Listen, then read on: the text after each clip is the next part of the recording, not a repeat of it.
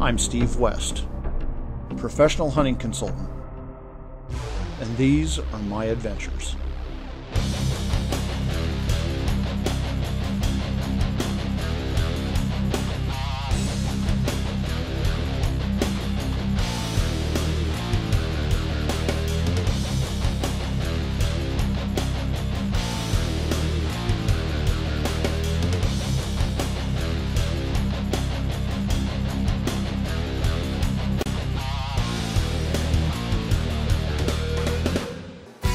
Well, the last 2 days of our hunt, we had a wind that came out of the northeast at about 20-25 miles an hour that blew solid all day, the last 2 days of the hunt, Thursday and Friday. We're going to head back out here because the wind's coming at a wrong angle. We'll come back this afternoon. We know where they're bedded. They're laying down. So we'll just move back.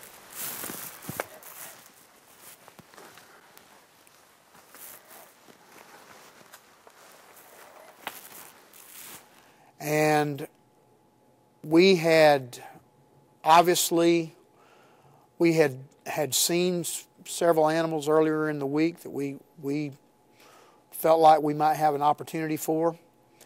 Things just didn't work out our way.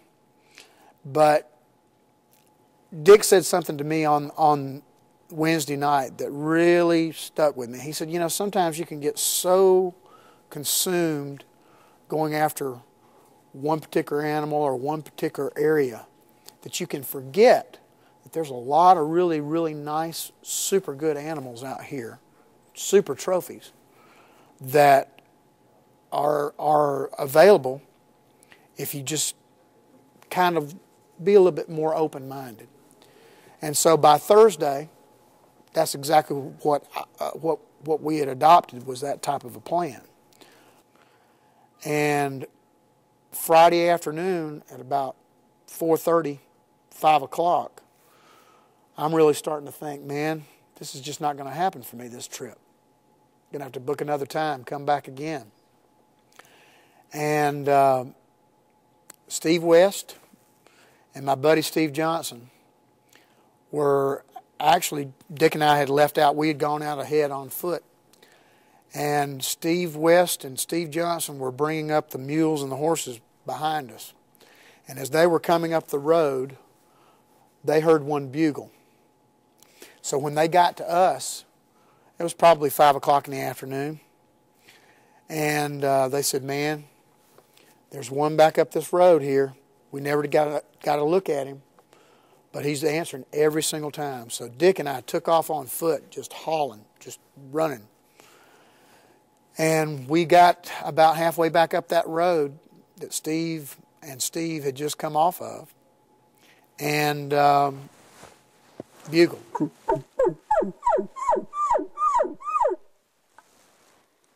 And as soon as we bugled, he answered.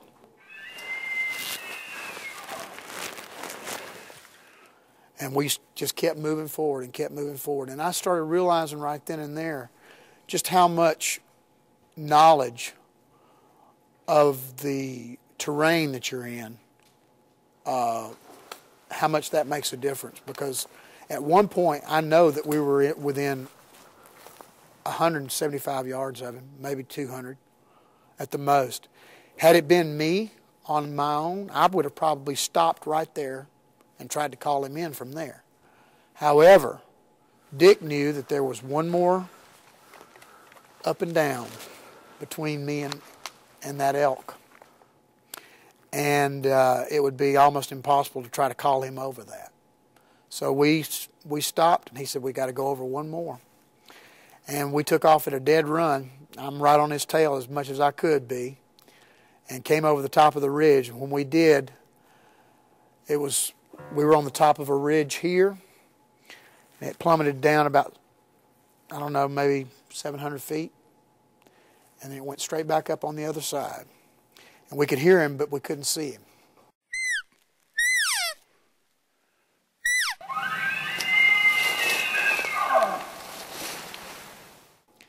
And that's when we sat down on the side of the ridge there. There was a little clearing in front of us and the trees on both sides.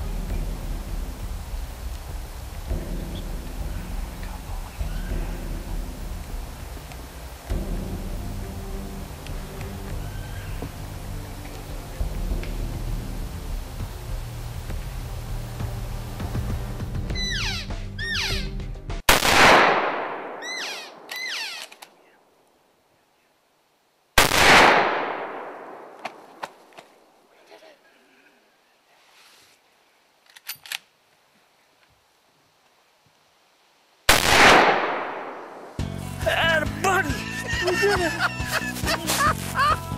We did it! Woo! Woo! We're tired. You stuck with that, bud. Oh, oh, God, I got a hook. Oh, man. Woo! End of the day, 6:55 in the evening on the last day of the hunt. Now that's cutting it close, Hoss.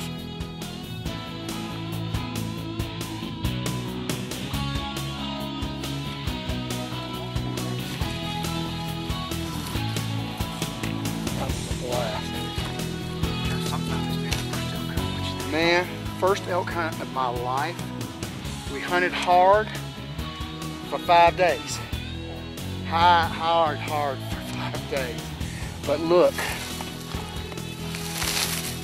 this is the trophy, folks. Look at that, look at that, 6x6. First elk ever, right here in Colorado. Nick, you guys did great, man. Thank you so much. Travis's hunt ended right as dark was setting in on us on the last day in the final hour. He killed an awesome 6x6 bull and got to experience for the first time what elk hunting was all about. I want to thank Travis Tritt for being a guest on this week's show and for allowing us to not only film his hunt, but also for allowing our production crew to join him for an awesome acoustic performance in North Carolina. We really enjoyed that experience, and Travis, you're welcome to come hunt with us anytime you want. And for all of you at home that would like to book this hunt or any other big game hunting or fishing adventure, please give our office a call. The toll-free number and website address are listed at the bottom of the screen, and we're always available to take your calls and answer your questions. Unfortunately, that's all the time we have for this week's show. But please remember to join us again next week when we bring you another exciting episode of Steve's Outdoor Adventures.